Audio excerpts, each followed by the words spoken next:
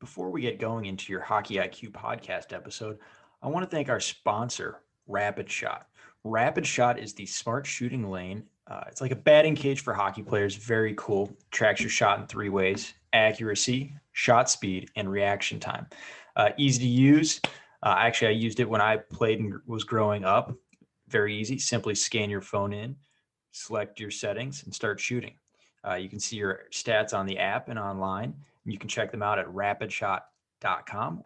Great small business. I actually grew up with one of the owner's sons and have played with all the family members by now, just in local pickups here in Ohio. Very cool local business. Awesome product. I love it. I know quite a few NHLers have them in their homes.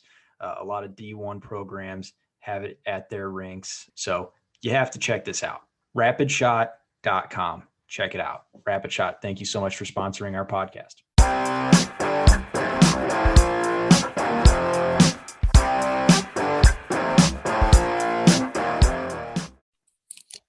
On the Hockey IQ podcast, they would bring on Alyssa Gagliardi. I already screwed up. Gagliardi.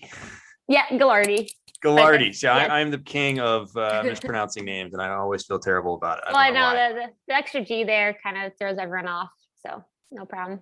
Absolutely. Well, I'm excited to have you on. You and I are both people who were born in Pittsburgh, raised in different towns, and grew up to love hockey. So I'm excited to have you on. Yeah, thanks for having me. Excited to chat. So let's start with something you and I are both passionate about, the rondo. It's the ultimate hockey drill, and it's not done enough, but it has so many elements that can transfer. So I'm wondering how you got into the rondo and what do you love about the rondo itself? Yeah, the rondo drill, I got into kind of following some other sports with soccer and basketball and kind of seeing what they do with some of their skill development. And the rondo obviously is a big part of, high level soccer. You see Premier League teams doing it as their warm up. So I don't think anyone's too good to kind of try something new and try and bring that into the hockey space. So it was something, again, it's essentially monkey in the middle. Every kid knows what monkey in the middle is. And it's just about incorporating that in a fun way that's allowing them to work on some of those skills, looking for spacing, things like that.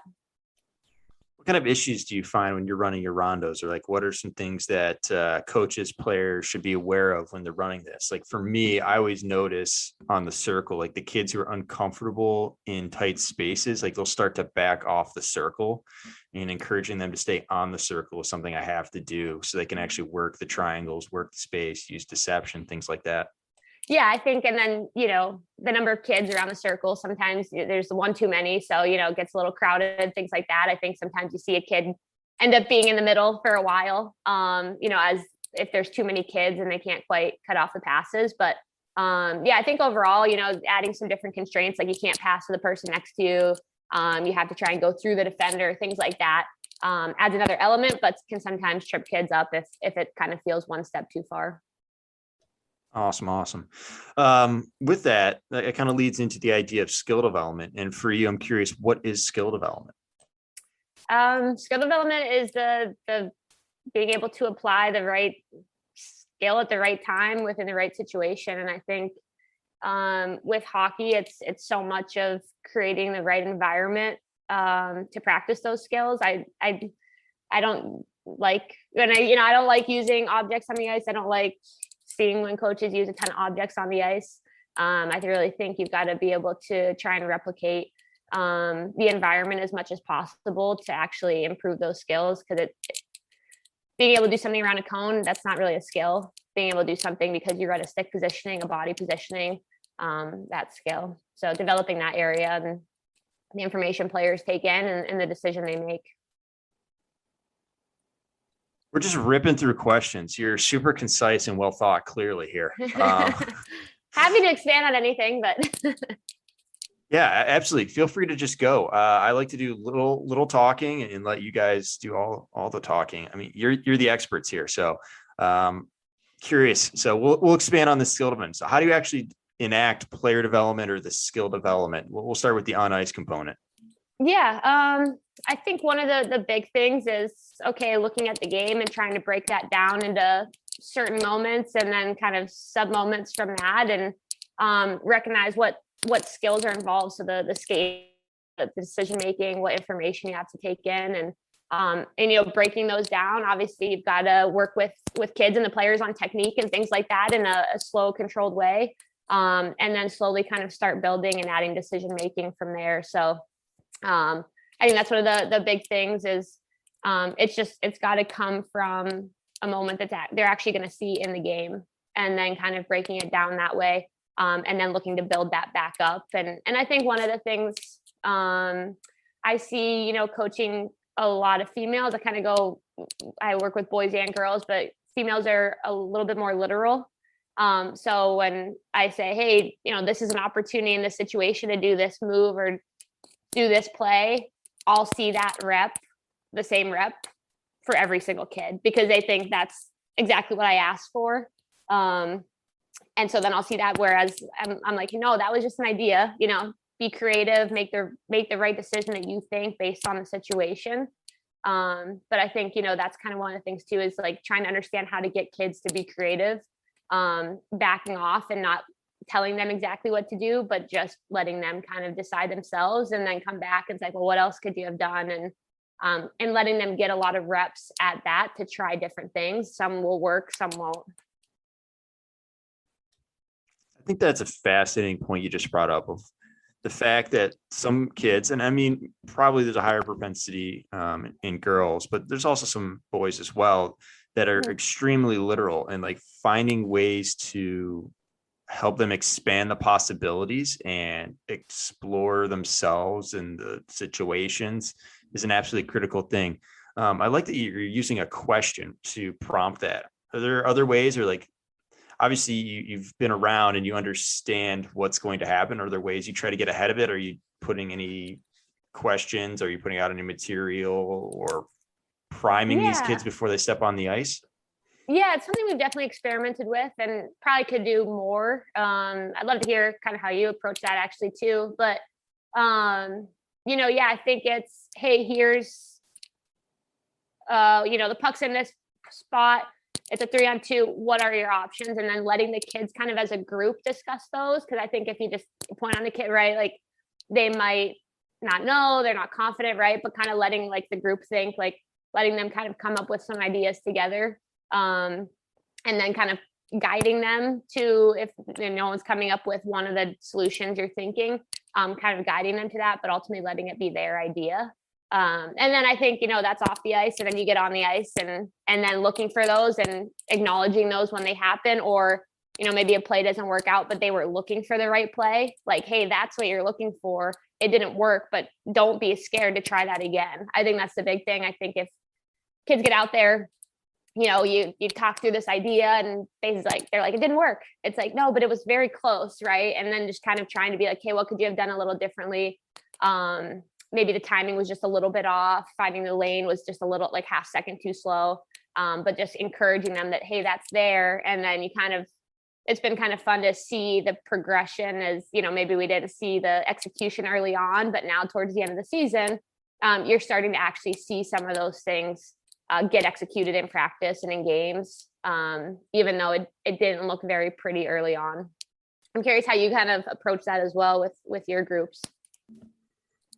Yes. So I've got a few ways, but I want to expand real quick on the idea you just brought up, which was execution versus decision-making. Like the idea of, just because the execution didn't work doesn't mean it's a bad idea. Or the one that I think most coaches struggle with is, well, the execution worked, but it was a really bad decision and it was more luck than a good process. And we're always, as coaches, thinking about habits, process. How do we make sure the majority of the time we're getting the right reads, the right results, rather than focusing on the outcome? How do we focus more on the inputs and getting our players, parents, fellow coaches to focus on the decision rather than the execution? Because I think that's a key delineation that a lot of people don't think about, especially when they're starting out coaching, is the idea of coaching the decision versus coaching the execution. Yeah. It's no like right or wrong, I guess. But, this past weekend, we had a practice for one of our teams, and the defenseman kind of skated the puck up the ice because she saw an open lane, but there was also, two people ahead of her, and ultimately it worked out. She went down, scored a nice goal. And so she comes back and I'm like, look, I love that you took the space. The play worked out. I have no complaints with that. But here was another option. You know, you had a quick pass that you could have gotten the puck back for kind of a quick give and go. And just kind of talking through that. And sometimes you get some confused looks on the kids' faces, like, but I scored, you know, like, but it works. And I'm like, yes, happy about that. Love that. If you have an opportunity and that's the right play to make, go ahead. But in that moment, you think you could have moved the puck and tried to get it back. So just kind of walking through that, obviously video, how easily accessible it is now makes it so much easier. It's almost too much. Like after games, we'll get kids that are like, click the thing and watch all their shifts. And it's like, okay, like take a little step back, like detach from the game a little bit and come back a little fresh with a new perspective the next day if it wasn't a good game or was a great game, I guess. But yeah, I think definitely video helps with that, just to show the options and kind of recreate the scenario and walk through that with the players and the whole team as well. Yeah, that's massive. Video is massive. I remember the first time because I was right on the cusp, so I didn't exactly see a ton of video until I was in college, and then realizing how terrible I truly was after thinking you're so amazing for all these years. No, but I do love video. I think it's super helpful, even like practices. Like I'll go back and rewatch practice. And with video, I found it to be very tricky. So I'm curious on how you approach video sessions with your teams. Because I know coaches that are kind of looking for all the mistakes that led to goals and like those are the corrective points, or other coaches that gear more towards just like highlight reels almost like, oh, I love this, and that. And then obviously there's the spectrum in between. I'm curious how you set it up, what your focus is, what your thoughts are as you're approaching that. It depends where we're at in the season, depends what we're kind of focused on. We tried to break up kind of like our skill development aspect into kind of like 2-week chunks with different focus areas. So if we're working on a certain skill, picking up wall passes, wall play, things like that, we'll hone in some video clips more in that area. But yeah, I mean, we're definitely not the highlight reel team. Like obviously you want to show the kids the good stuff and end on a positive note, but I've always kind of looked at it as like, hey, the video doesn't lie. Like we could think we play good or vice versa. Like we know we didn't play well. So, hey, let's just own up to it. Let's just watch our mistakes. And then again, I just always go to the kids, like a lot of these mistakes we make, they're in our control to fix, right? Like we're in a contained space. A lot of it's just, hey, if we just picked up a stick, if we just did a quick shoulder check, right? And so I think it's also reinforcing the confidence that these mistakes, they're not huge, right? They're always these little things that add up for a goal against or a tough opportunity against, things like that. It's never just the one. So it's also playing it back of, okay, probably all 5 people on this play made a mistake for it to get to this point. And so I think highlighting that as, we never look to single a kid out on it, right? Like, how did it get to that kid? Well, it probably got through the 4 other people or a bad decision earlier on in the shift that did it. So it's kind of looking at it from a group perspective, like we're a unit out there. As a unit, we didn't, execute on whether the habits, the decision-making, whatever it is, in order to stop that chance or things like that. So I think it's also, it's acknowledging the mistake, but it's acknowledging that it's fixable. It's not an overhaul that we have to do. It's just a little bit of a different decision at a different time, a little extra habit of, again, picking up a stick or making a slightly different read and so I think it also kind of instills confidence that, okay, hey, that team made a good play. We could have done better. We can fix this. And it's not going to take the entire season. It just takes a little bit of, extra focus here and a little extra practice with certain reps in different situations. Yeah. And it's super difficult as well, because like you don't want to create an environment where the kid's just deathly scared of going to film because they just don't want to be the one that gets singled out or like, or I'm part of the problem, or anything like that. And I was talking with Dominic Pittis, who was coaching the Stockton Heat a few years ago. And he said like the biggest thing from feedback was like that. Literally he had a player at the end of the season was like, I in video paid enough attention to make sure that I wasn't the one on the video screen. So like finding that right level of corrections versus showing the good stuff of like things we want to continue to do. super difficult as a coach. Yeah. And we kind of we'll play a clip through and just say, what did you guys see there? Like, we're watching us on this one, or hey, we're watching the other team. Let's see what they did well. And just kind of let them come up with, and again, we'd almost never even say the kids' names on the videos. It's like, hey, the winger here, the center, right? Like the center needs to be doing this. And anytime, I guess, for any team, right? Like typically if you're showing a situation, it probably came up more than once. If you're deciding to show it, like it's a recurring theme of, so it's also the kind of qualifier of, hey, this is just one example. This happened a lot throughout the game. So like every line ran into this, every D pair we kind of saw this with, and just kind of, this is just one example, but hey, this is something we all need to kind of be aware of. Yeah. And I love that question. What did you see? I feel like it's the best question in hockey, like, because it gives you the idea of where the kids are at. And like, did they just not see it? Like maybe like we can see it from high up. It's super easy, but maybe they didn't take the shoulder check. Like it allows us to figure out where they are in that process and like be that Sherpa. I like to think I'm a coaching Sherpa. I just Sherpa along the group here. Yeah. Like, realistically, they're the ones that have to take control. And if they're not seeing it, well, how can I help them see it better? Or if they're making the wrong reads, okay, clearly they're picking up the wrong information. Just continue to build along that decision-making tree.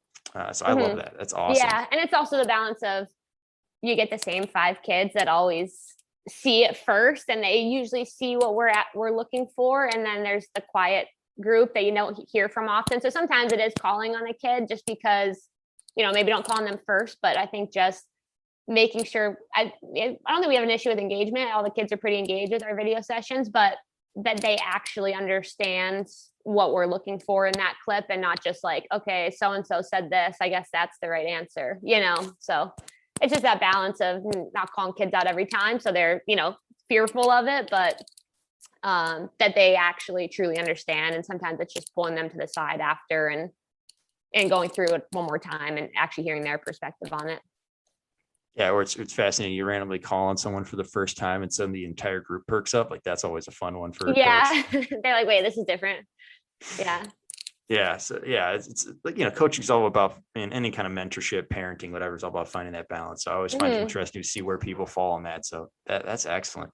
And I know that you and I are both big fans of going beyond the ice for development and really thinking holistically about development. I'm curious what that is for you. I guess it's a lot of things. I just think there's so much more to development. Like you've written about this a lot, but that's than just the on ice component, right? Like where the kids are at mentally, they're dealing, especially these high school kids or even college kids, right? They're dealing with school, they're dealing with social aspects. They have lives outside of the rink, even though I think sometimes as coaches, we forget that. And, we spend so much time in it that we think the kids are right there every day. Like our U19 girls team, it's actually like modeled after like a junior team. So we practice 4 days a week. It's about 5 hours of ice time of just practice each week. And, they have professional off ice twice a week. We bring in sports psychologists, every so often. And so we're asking a lot of the kids in terms of being at the rink for 3 to 4 hours a day, 4 or 5 days a week at a minimum. And so I think just, there's that aspect that we can kind of control the environment, but then, they're away from the rink a lot of time. They've got school, they've got other things that they're focused on and interested in. And I think, getting to know the players and kind of what their goals are and things like that helps steer, what direction they're looking to develop. Some of the kids want to play D1 hockey. Some are like, yeah, I just want to go to a really good school. And if they happen to have a club program, I'd love to play, but if not, like no problem. So I think just meeting each kid where they're at and understanding their goals and then working backwards to find a plan. Like, okay, how are we going to get you there? You want to do this. So we've got to work on X, Y, Z. We've got to make sure you're reaching out to these kind of college coaches. You're going to these kind of events, things like that. But yeah, it's so much of it is the mental game and nutrition, recovery, all these things that, again, we ask a lot of the kids sometimes, but it's habits that they're going to have with them for the rest of their lives. So I think, holding them accountable to those now definitely helps them down the road as well. I love that last part. Skills that they will take with them for the rest of their lives. Like I feel like everyone forgets the reason why sports clubs, like it's very prevalent in European soccer. Like this club was, made by Arsenal workers. So now you've got Arsenal FC. Like the idea was to provide them enrichment beyond the day-to-day grind, give them skills, mentorship, a place to socialize, like all of these things that we need as humans and really enrich our lives. And I just love the fact that you're bringing that up and creating habits for life. Even like just nutrition and recovery. Like how many people in life do not eat well, they don't sleep well, and that's like the easiest performance enhancer ever. Yeah, that. And, mostly the first half of the year, we've been just traveling so much the second half, but like at the end of every week, when we didn't have a lot of games going on, I was just, hey, what skill did you really focus on? Like almost like a little bit of a journaling thing. We give them all binders with a bunch of our systems and things like that. But then it's also in the back, there's some pages that, what'd you focus on this week? What could have gone better? What are you proud of? Things like that. And I think, and then it's also kind of like, okay, a little bit of a habit of reflection, self-reflection, for your own development and kind of self-improvement there. So yeah, I think that's kind of, the wins and lot, like it is what it is. Like, we'd rather our kids go have success at the next level than win a national championship. Like that's what it's about. We want them to, go be productive members of society, but, be good players for whatever team they're on next, be good students. And yeah, hopefully we can give them some tips along the way, whether, on the ice or off the ice, that, okay, they carry over into, how they're going to act on the ice and off the ice, wherever they go next. Yeah, I love that. And I always found this quote hilarious because myself and the gentleman who's the head coach at Akron, we basically were like, okay, what do we actually do? We don't coach hockey. We create taxpayers. Yeah. Functioning members of society that are paying into the bucket. So I always crack up with that. That's a good point. Yeah. It's a little depressing, but it is in a shape and form. But at the ultimate, that's what you truly want. You want people to be productive, so they're taxpayers. Yeah, call it what you want. Technically, that is the path everyone takes. Yeah, even if you're a professional athlete, you're paying into the bucket, so it's great. True. Yeah. No, that's awesome. Getting back to the on ice component, I'm curious about your thoughts on positioning. I know some coaches that like, okay, I need to set my kid's position. They feel comfortable in there. They're able to expand from there. And then I know others that are like, positions, what are those? I throw defense on forwards, forwards on defense. Doesn't matter if it's practice or a game. Everyone's playing everything at some point in the season. Obviously at the younger levels, more propensity for coaches to do that, and the upper levels maybe a little bit less. I'm curious your thoughts on playing positions. When should that set? Should you continue to change it? Like I know Scotty Bowman had Fedorov playing defense in practice, and eventually, like I think it was the Blue Jackets ended up actually playing him at defense, and that was at the NHL level that he made the position switch, or like a Brent Burns. Yeah. But some people I know are deathly scared of doing that because they don't want to throw off players' mental games and confidence and etc. I'm probably somewhere in the middle. I love having, we encourage forwards jump in as D and reps in practice, vice versa, D jump in as forwards. Again, you see it differently. So I think that's super important. We've had injuries this season and we've asked a couple of our forwards, hey, you got to play D all weekend. Like we're down to 3D. We need some help, and the kids are more than willing to do it. And I think when they do go back to forward, they're like, okay, I do see the game differently. I see where I need to be on the breakout a little bit of a better option because, hey, I realized like as a D, right, the forwards aren't where we usually were like wanting them to be. So I think definitely at the younger levels, it's super easy to do that. And I definitely think that, I don't know, up until 12, things like that should be pretty commonplace that kids are just, hey, you're playing this one this shift, you're playing forward next shift, things like that. And being able to switch back and forth. So again, they're more just understand the concepts and not, well, I'm a left wing, and getting kind of stuck in that, I think. And I think too, it's also for the higher, like I talk to college coaches that they love that they can move people around, right? You just understand the game as a whole versus understanding a position. I remember even in college, like we had a couple centers that were out and I moved from D to center for a couple games and But it's just, okay, I understood the forecheck, like a 1-2-2, right? It was just, I knew the role. It didn't really matter what position. It was just like, I understood the systems, and, you know, the style of play that we were trying to play with. So I think that's huge for kids to just be comfortable with. And I think also how you address it with kids. I think some kids will be like, oh no, they're moving me to a different position. I'm looking at it as a negative. I must have been the worst one because now they're moving me back. And it's like, actually, you're just the kid that I believe that can understand what it's like to play a different position best. You know, not every kid will have success with that. I think you just have to kind of stomach the mistakes that'll be made along the way. And that's why we do it a lot in practice, just because it's obviously a low pressure environment, and they do learn from it.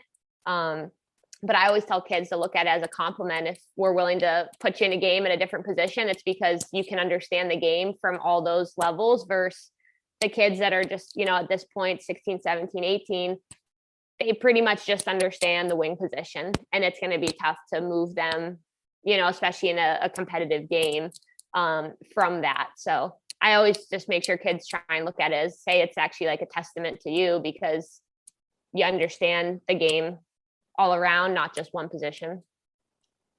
Yeah, that's massive. And I've had many players fight me on, like, I'm not going to defense. Like, Yeah. no, you are. Like, and then when they finally come back from defense to offense, they say the exact same thing. Oh man, that was really helpful. Like, I see the game much better now. And it's like, trust me, I got your back. Like, Mm-hmm. I've never met a coach that doesn't want the best for the kids, whether they're right or wrong on a lot of the decisions, to be determined. But Yeah. I've never seen someone who didn't try to put you in the best position to succeed.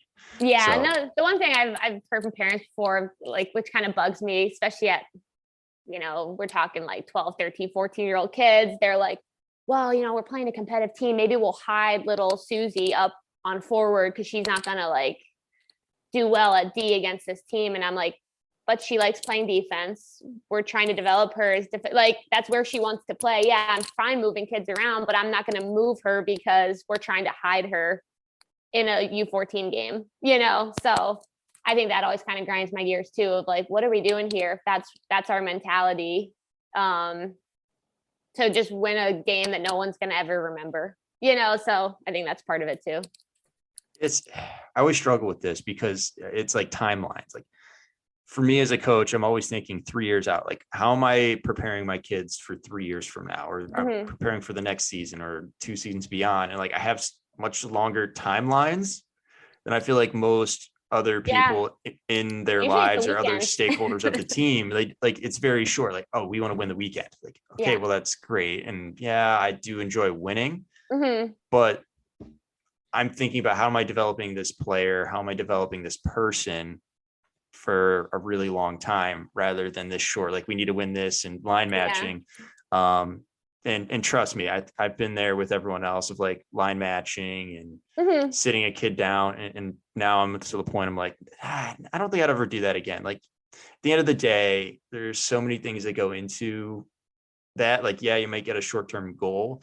Now your players are more tired, especially at the youth levels. Like, the fitness is not there anyways, where it should be. So like, are we doing really more harm than good?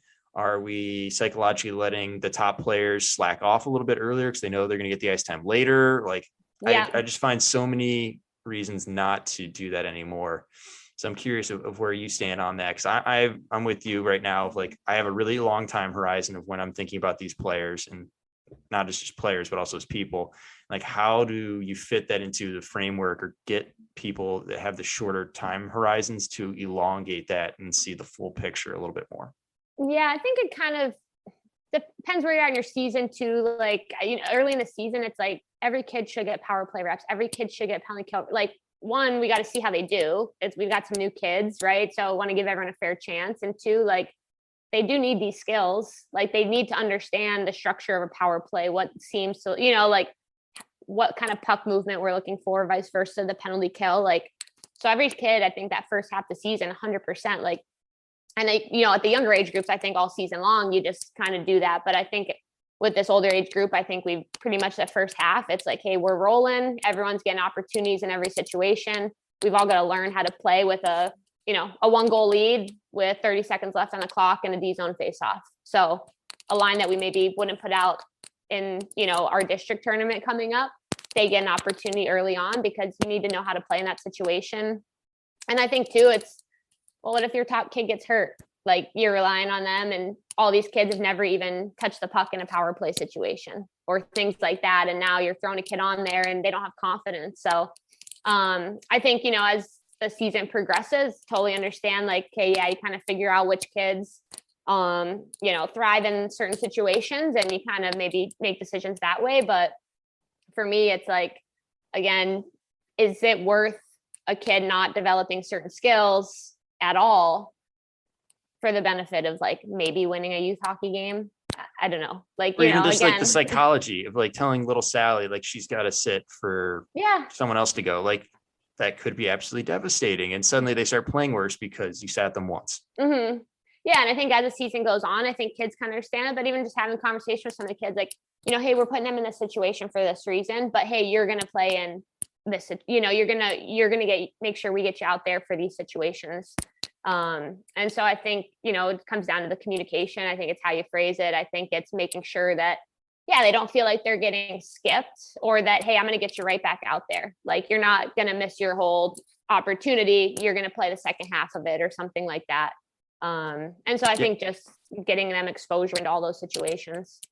Yeah. And I also find it difficult. I'm not sure every coach has experienced this or paid attention to it. Just like the kids that are going above those kids, like they're the ones going out at the expense of others. Like sometimes that can be very awkward for them, especially if it's their first time kind of experiencing that, because they're worried about the social dynamics of the group. Like I've noticed that with people when I've gone to rinks and watched games from afar, even just like noticing they don't exactly look comfortable. Like they're looking back at the coach, like, you sure you really want to do this? Like, yeah, that's interesting. Actually, I have noticed that this year, especially with, some of that, like, it's that kind of age, that 12, 14, 15, 12, 13, 14, 15, that it's an interesting social dynamic as well.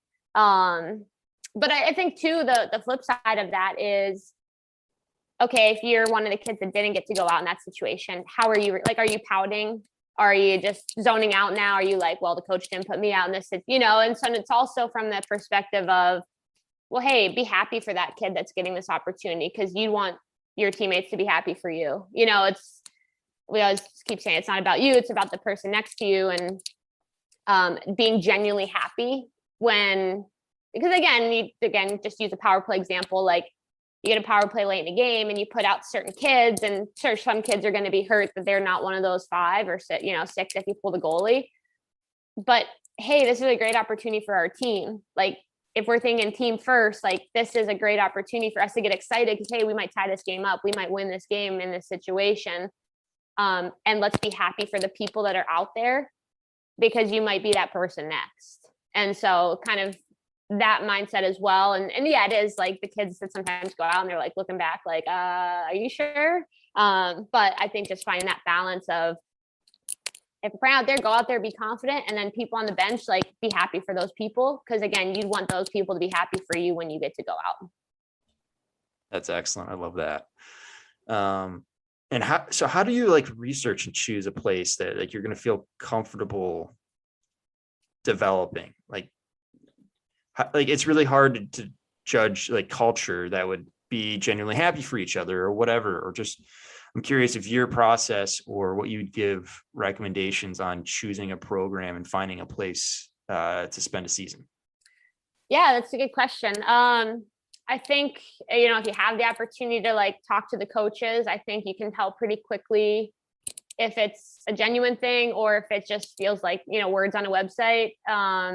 I think if, obviously players that have gone through it, I think if you can talk to a player and be like, I understand what the day-to-day like, what the locker room environment is like, what the how the coaches approach development. I think being able to actually like talk to players and families that have gone through it, I think is pretty impactful, and you get kind of an honest view. I guess depends who you ask if they had a good experience or not in terms of, how that conversation goes. But yeah, I think just being able to kind of see different perspectives, talk to the coaches, talk to, players that have gone through it and things like that. And yeah, I think it just comes down to researching and seeing what the right fit, how many practices you get, how many games, how they approach practices, all those different things. And kind of, again, what's the other development outside of just the on ice component that, your kid's going to get, are they going to get off ice training? Are they going to get some of these different areas, and being able to evaluate, what's the right next step for your kid. It's different for everybody. Love that. So many different, it's so super difficult, especially if you're going to a level where maybe you now need to switch schools, go to Shattuck St. Mary's, things like that. Yeah. Like, how do you properly get an eyeball on that if you may not know many people of that? So I think that's really interesting, being able to track those people down, or asking coaches for contacts of old players and parents and being able to ask them questions. That's awesome. Yeah. And I think too, like on that note, like, I guess it depends what age you are, right? If you're like 10, 12, like that's a little different, but we actually have some kids that come billet with us for our U19 team. And I think it's actually like, come to the rink, come to the facility, like actually get here. It's what we tell kids when they go visit colleges as well. Like, you got to be on campus to like really know if you're going to like it. It's so hard to tell from pictures. It's so hard to tell what the feel is going to be like until you're actually there. So I always think that's, advice as well, is just actually like going to the team or the program you're thinking about, and like, can you see yourself here? If you're practicing 4 or 5 days a week, would you be happy doing that here? And I think that's an important aspect, as well as the actual feel when you get to a certain place, the rink, the gym, the school that you might be going to, or things like that, are just super important. Well said. Well said. And obviously you're doing a lot of that. So I'm curious about how you set up your program. What are like the key tenets of your program? Obviously with the Carolina Hurricanes, I'm assuming that they help a little bit with the program. It's not just you on an island. Yeah. It's the Carolina Junior Hurricanes. So obviously there's some nice support, there from the big NHL organization. But I think, within each team in the pro, it's just cool to see the growth of the game. Like when I was 11 years old, we moved, I was moved down here and I was 10, 11, there was 0 girls teams. And even the organizations, there was a couple different, travel organizations, things like that. And kids were there's already a small market that's already kind of watered down now, because kids are everywhere. And this has allowed, everyone to kind of come over under one umbrella and have that support of the Hurricanes organization. But now we've got 10 travel girls teams, one's like this full-time team with our U19 team. So it's been exciting to see the growth of that. And, I think just within our team, it's, commitment, unity, and respect are kind of those core values we have, within our program. And I think those are big things. We, again, we ask a lot of the kids, a lot of them are used to practicing 2 days a week. And now we're asking them to practice 4 days a week, almost 5 hours. So showing up is the bare minimum, right? Like, we don't get excited that you show up. Like that's the very bare minimum that we expect everyone to show up every day. Now, how hard are you working when you get here? How committed are you to the off ice components when you're not at the rink? How committed are you to, we talk about getting 1% better every day. Like how committed are you to like setting a goal and then working hard to achieve it? So those are kind of the big things for us in the organization, I think. And it's cool when you get, obviously we've got our Junior Hurricanes, but then you get Brind'Amor that's at the rink coaching his son's U10 practice on an off night. And, you have this kind of cool community feel with that as well. And it all kind of helps build up hockey in this area.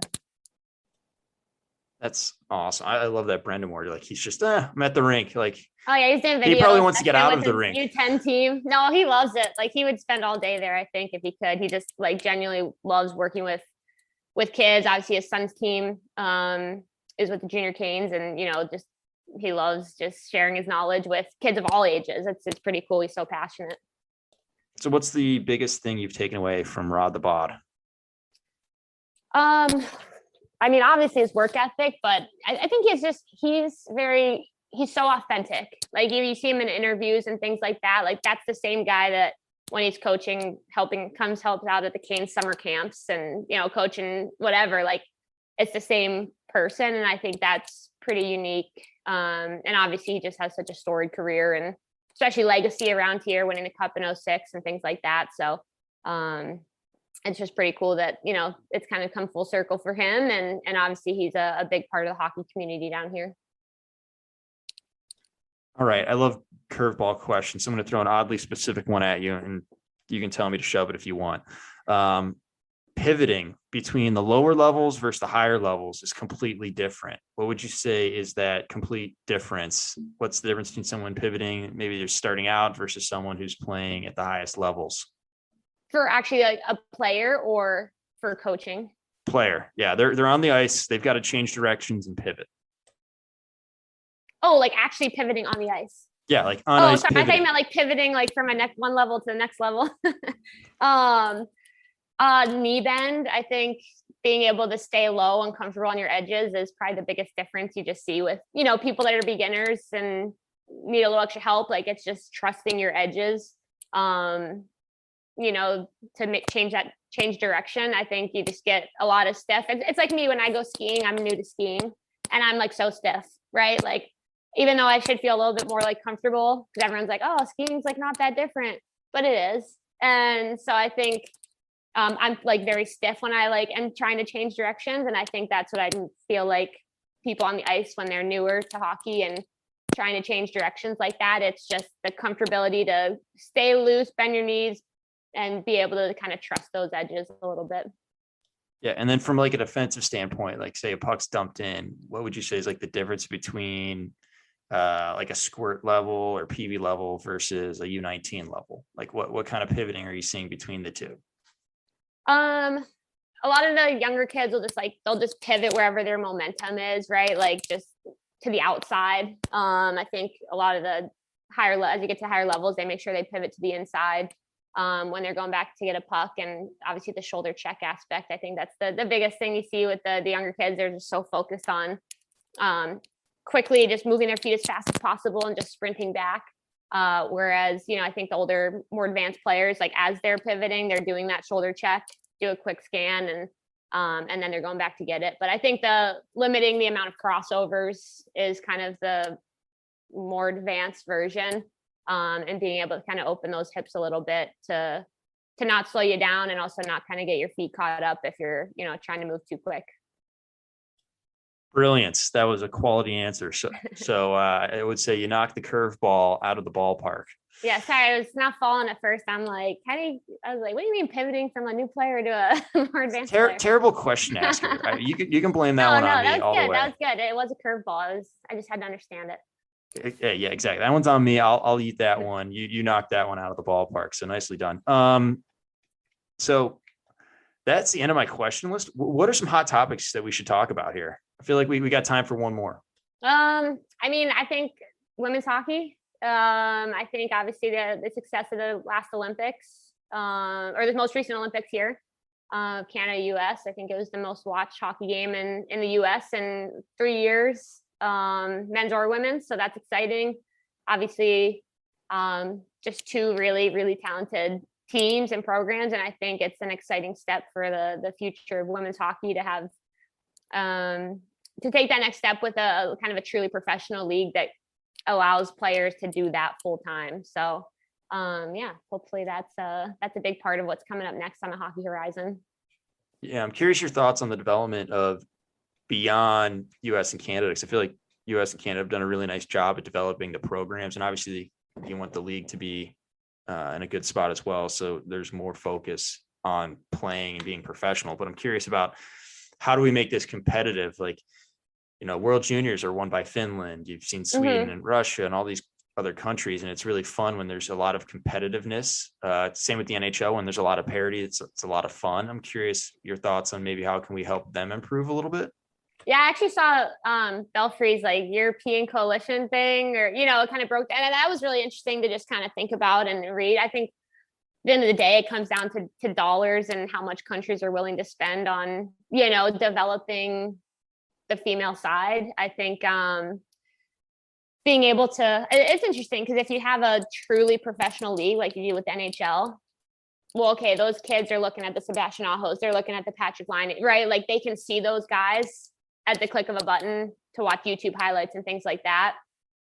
We don't really have that at all. So even, young players in the US and Canada don't have that easy accessibility to the highest level. But then especially countries like Finland and Sweden, things like that, like they really don't see those players that often. And then obviously COVID kind of hurt a lot of the World Championship and Four Nations tournaments and things like that, where you could get opportunities. But I think, it comes down to continue to grow at the grassroots level at the same time as creating a top tier option that young players, boys or girls, can look up to, and have something to aim for, that they can watch consistently, that they can get to know who these players are and things like that. I think it comes down to a lot of that for the European countries, and the funding to allow those players to be supported and train at a high level, not just leading up to a tournament, but, in all those 4-year gaps.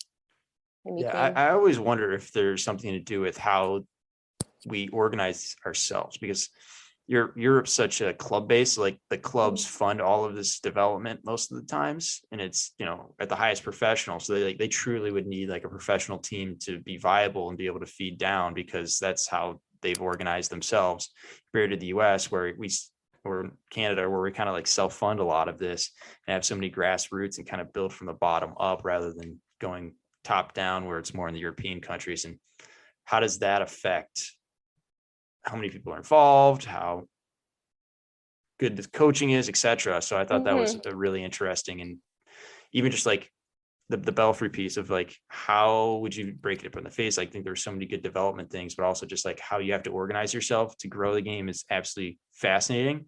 But then there's some, like, I love Tomas Pacino or Pacina, Czech Republic. Like, I thought their tactics were like mind blowing. Like anyone can learn from those. Yeah, no, it was really fun to watch. Obviously, you get the blowout games and people are like, oh, and then you get they find a way to keep it close, and it makes it exciting. And it's obviously so great for those countries as well, that they can find a way to take that step by just implementing, a certain strategy and things like that. But obviously I think some of those, a lot of those countries have really phenomenally talented players that, would love to play full time, but it's just the reality is that that's not possible right now for a lot of people. So I think, having that opportunity to have like a truly professional women's league where they could train full time and even the US and Canada women, like a lot of them, other than centralization leading up to the Olympics for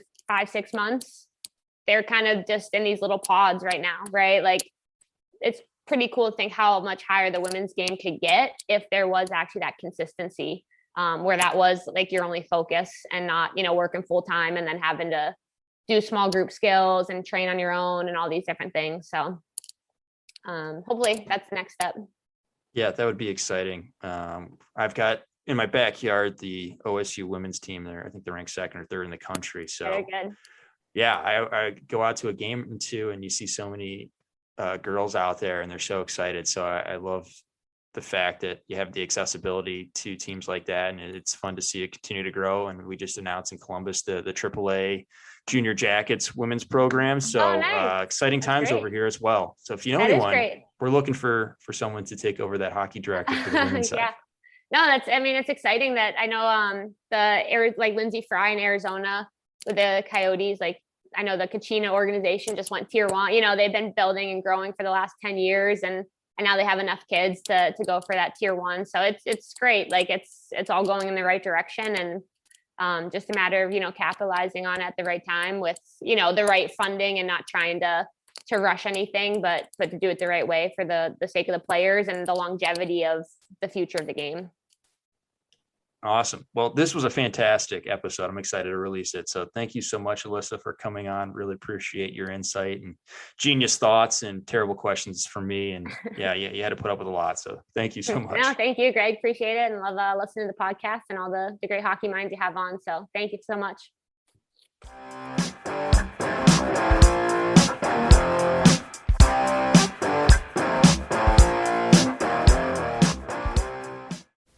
That concludes this week's episode. Thanks for joining us here at Hockey IQ. If you haven't already, take a quick moment to hit that subscribe button, give us a thumbs up, and drop a review. If you want to be a great teammate, even recommend us to a friend. You can follow us at Hockey's Arsenal on Twitter and Instagram. Check out the website, hockeysarsenal.com, where you can subscribe to the weekly newsletter. You won't regret it. Catch your buttes here next week for a brand new episode.